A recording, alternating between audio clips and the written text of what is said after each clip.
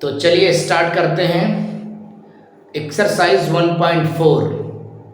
जो पहला क्वेश्चन है उसमें हमको ये बताना है जो गिवन रेशनल नंबर्स हैं, रेशनल नंबर मतलब समझे आप पी अपान क्यू के फॉर्म में हो, और पी और क्यू जो नंबर हो उनका एचसीएफ क्या होना चाहिए, 1 होना चाहिए, ये आप अच्छी तरह से जानते हैं, और क्यू 0 के इक्वल नहीं होना चाहिए। ठीक है, तो question is saying without actual performing the long division, मतलब इनको डिवाइड नहीं करना है, बिना डिवाइड करे आपको बताना है। State whether the following rational number will have terminating decimal expansion और नॉन टर्मिनेटिंग रिपीटिंग एक्सपेंशन, ये आपको बताना है। तो बहुत इजी है। अगर आपको ये नहीं पता कि टर्मिनेटिंग डेसिमल क्या होते हैं, नॉन टर्मिनेटिंग डेसिमल क्या होते हैं, नॉन टर्मिनेटिंग रिपीटिंग क्या होता है, नॉन टर्मिनेटिंग नॉन रिपीटिंग क्या होता है, रिपीटिंग या रिकरिंग एक ही चीज़ है। ठीक है, तो पिछले वाले वीडियो में हमने सिर्फ यही बताया है। ठीक है, तो आप अच्छे से जाके इसको पहले देख लीजिए, तब अच्छे से आप इसे समझ पाएंगे। चलिए शुरू करते हैं। तो हम इनको कैसे बता पाएंगे कि ये टर्मिनेटिंग है, ये नॉन टर्मिनेटिंग रिपीटिंग है, कैसे बता पाएंगे? देखिए बहुत इजी है। आपको रेशनल नंबर गिवन है, तो रेशनल नंबर में क्या देखना है कि जो P अपान Q के फॉर्म में है। ठीक है, एक तो P और Q का एचसीएफ 1 होना चाहिए। पहला रूल ये है कि P अपान Q का एचसीएफ क्या होना चाहिए, 1 होना चाहिए। ठीक है, दूसरी चीज जो डिनोमिनेटर में होगा, ठीक है, यानी कि जो Q होगा उसके जो फैक्टर्स होंगे 5 हो या फिर 2 हो, प्राइम फैक्टर्स में 5 हो या फिर 2 हो या फिर 5 और 2 दोनों हो, इनके अलावा कोई तीसरा फैक्टर नहीं होना चाहिए, कोई तीसरा प्राइम फैक्टर नहीं होना चाहिए। तो इसके मैंने फैक्टर ऑलरेडी करके रखे हैं। देखिए फैक्टर आप करना जानते हैं, हमने एलसीएम एचसीएम फाइंड किया था ना प्राइम फैक्टर्स से, तो वही प्राइम फैक्टर्स हैं ये। तो 13 प्राइम नंबर है तो कोई प्राइम फैक्टर नहीं है, 13 ऑलरेडी है। अब इसके जो फैक्टर्स होंगे वो 5 5 5 5 5, इसको 5 टू दी पावर आप 4 भी लिख सकते हैं, 5 होंगे, 1 मोर हियर, इसको आप 5 टू दी पावर 5 लिख सकते हैं। ठीक है, अब आप इसको बता सकते हैं जो कंडीशन मैंने बताई, इन दोनों में क्या कॉमन फैक्टर है, 1 के अलावा कोई भी नहीं है, यहाँ आप 1 रख सकते हैं, उसकी कोई प्रॉब्लम नहीं है।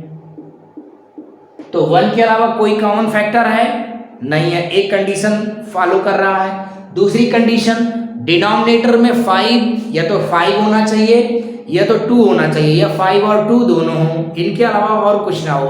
तो इसमें केवल 5 है, तो ये क्या आ जाएगा, ये आ जाएगा हमारा टर्मिनेटिंग। ठीक, इजी है, बहुत इजी है, ये हो गया हमारा टर्मिनेटिंग। ठीक है, इसके बाद देखिए 17 अपॉन 8, 17 आपका प्राइम नंबर है, 8 के हमने प्राइम फैक्टर किए 2 2 2, तो अगर इन दोनों का एचसीएफ 1 आ रहा है, सिंपल सी हमने पहले बोला है, तो ये क्या हो जाएगा, टर्मिनेटिंग, टर्मिनेटिंग हो जाएगा। इजी है, बहुत इजी है। इसके बाद देखिए 64 अपॉन 455, तो 64 के आप जब प्राइम फैक्टर करेंगे तो 2 2 2 6 टाइम मिलेगा, या 2 की पावर 6 भी से राइट कर सकते हैं। ठीक है, 455 को आप फाइंड करेंगे प्राइम फैक्टर, तो 4 × 7 × 13। तो अब देखिए यहाँ पे एक तो कॉमन फैक्टर, खैर इसको अभी हम मिनिमाइज भी कर सकते हैं। देखिए 2 2 ज़ा 4, मिनिमाइज हुआ तो 2 × 2 × 2 × 2 ये आया, और इसके नीचे क्या आ जाएगा, 7 × 13। हालांकि ये करने की कोई जरूरत नहीं, क्योंकि आपको यही दिख रहा है जो डिनोमिनेटर है उसमें 2 5 ये दोनों नहीं है, 7 और 13 बस है। अगर यही से चेक करना तो एचसीएफ यहाँ पे क्या मिल रहा है आपको, 4, जबकि एचसीएफ 1 होना चाहिए। ठीक, तो यहीं से पता चल जाता, लेकिन अगर एक स्टेप और बढ़ाना चाहे तो आप कर सकते हैं। अब यहाँ देखिए डिनोमिनेटर में कहीं भी 2 और 5 नहीं है, तो साफ हो गया ये नॉन टर्मिनेटिंग एंड रिपीटिंग। ठीक, यानी कि जब डिवाइड करेंगे आफ्टर डेसिमल जो क्वेश्चन की वैल्यू आएगी वो रिपीट होगी। ठीक, अब नेक्स्ट देखते हैं हम 15/1600। तो 15 हो गया 53, ये 2 की पावर 6 मल्टीप्लाई 5 इंटू 5, 2 की पावर 6 मतलब 6 टाइम 2 मल्टीप्लाई में होगा जब आप इसका प्राइम फैक्टर फाइंड करेंगे। अगर यहां से आप देखते हैं पहला स्टेप में तो 5 कॉमन है, HCF 5 यहाँ पे आपको दिख रहा है, तो यहां से देखने में ये क्या है, नॉन टर्मिनेटिंग दिख रहा है। लेकिन इसमें एक स्टेप आप बढ़ाओ तो ये आ जाएगा 3/2 मल्टीप्लाई 5। अब देखिए इनका HCF क्या आ रहा है 1, और जो डिनोमिनेटर में वो क्या है, फैक्टर में 2 और 5 है। इसका मतलब ये कौन सा हो गया, टर्मिनेटिंग। ठीक है, क्योंकि ये दोनों कंडीशन फॉलो कर रहा है, HCF 1 है, डिनोमिनेटर में 2 और 5 है। नेक्स्ट देखते हैं 29। तो 29 प्राइम नंबर है, ठीक है, कोई फैक्टर नहीं होंगे। और नीचे आपका 7 7। तो देखिए यहाँ पे आपका HCF तो 1 आ रहा है, एक कंडीशन फॉलो कर रहा है, लेकिन दूसरी कंडीशन फॉलो नहीं कर रहा। डिनोमिनेटर में आपका 2 और 5 दोनों में से कोई नहीं है या दोनों भी नहीं है, तो हम इसे लिख देंगे सीधा सीधा non terminating and recurring. Recurring लिखिए या रिपीटिंग, दोनों एक ही चीज है, दोनों एक ही चीज हैं।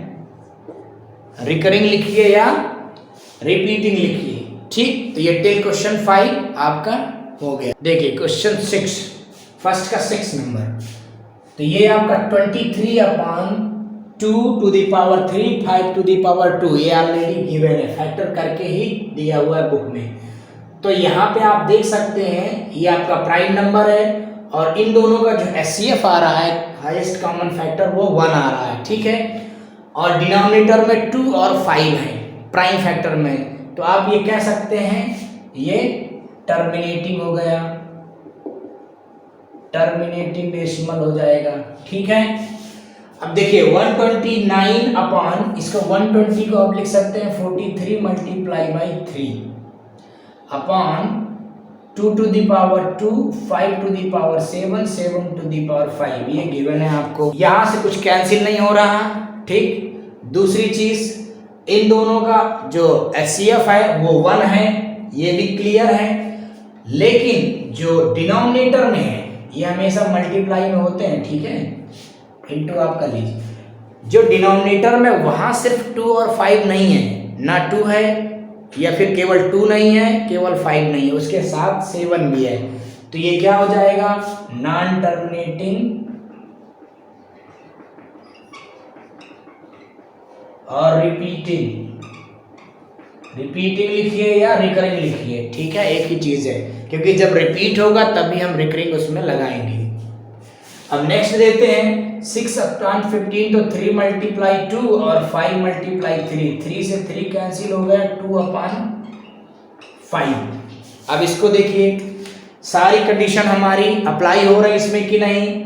HCF 1 है, न्यूमरेटर डिनोमिनेटर का है, डिनोमिनेटर में 2 और 5 है, हाँ 5 है 2 नहीं है, तो या तो 5 हो या 2 हो या दोनों में काम।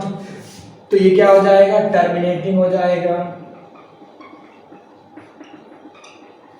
ठीक है, इसके बाद देखते हैं 35, तो 7 5 जा 35 और 50 का क्या कर लेंगे, 5 मल्टीप्लाई 5 मल्टीप्लाई 2, 5 5 जा 25, 2 जा 50।